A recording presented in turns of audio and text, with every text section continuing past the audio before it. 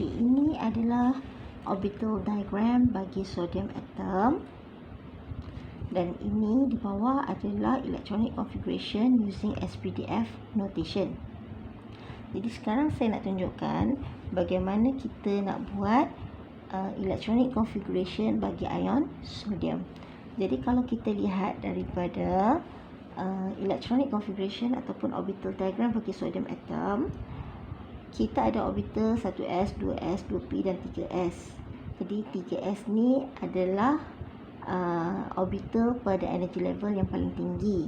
So kita tengok ada satu valence elektron.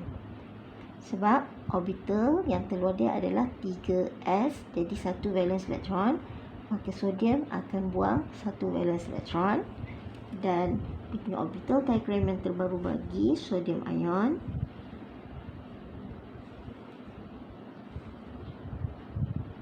akan jadi 1s, 2s, 2p, iaitu dalam 1s ada 2 elektron, 2s 2 elektron. Untuk 2p kita akan isi single, single, single, dan seterusnya kita pairing up dia begitu. Sebab asalnya proton bagi sodium adalah 11, tetapi setelah buang satu elektron, elektron bagi sodium menjadi 10.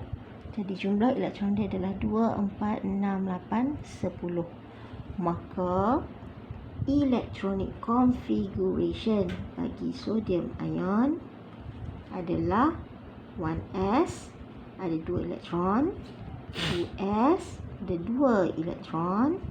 Untuk 2p kita ada 2, 4, 6 elektron. Sekarang saya tunjukkan satu contoh bagi orbital diagram dan juga electronic configuration apabila elektron itu menjadi ion, atom itu menjadi ion negatif. Kita ambil contoh klorin. Okay. Untuk klorin, proton number bagi klorin adalah 17.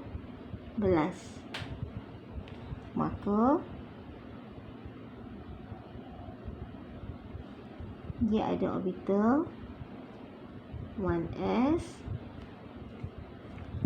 2s, 2p,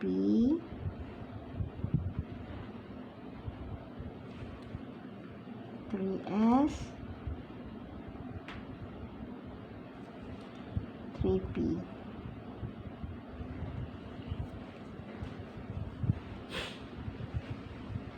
Satu, dua, tiga, empat, lima, enam, tujuh, lapan, sembilan, 10, 11, 12, 13, 14, 15, 16, 17. Okey. Jadi kalau kita tengok bagi klorin ni, proton adalah 17, elektron dia juga adalah 17 bagi klorin atom.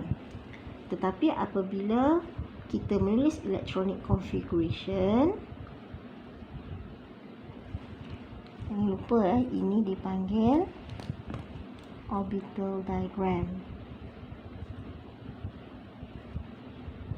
Sekarang kita nak buat electronic configuration.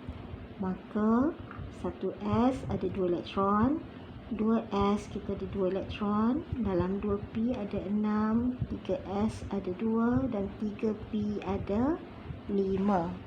Jadi kita lihat n yang paling tinggi di sini adalah 3, maka 3s 3p. Jadi klorin mempunyai 7 valence elektron. Jadi bila 7, maka untuk mencapai octet configuration kita akan terima satu lagi menjadilah 8. Maka kita akan buat untuk klorin negatif, iaitu proton dia masih 17 tapi elektron akan jadi 18 untuk chloride ion. Jadi kita ada orbital 1, 1S, 2S, 2P, 3S,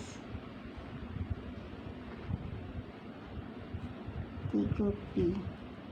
1, 2, 3, 4, 5, 6, 7, 8, 9, 10, 11, 12, 13, 14, 15 yang reverse, 16, 17 kita pairing up, dan akhir sekali ini yang baru 18.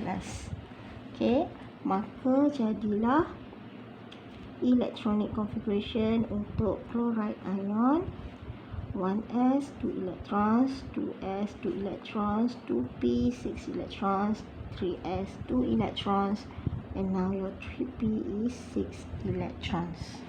So inilah dia punya electronic configuration.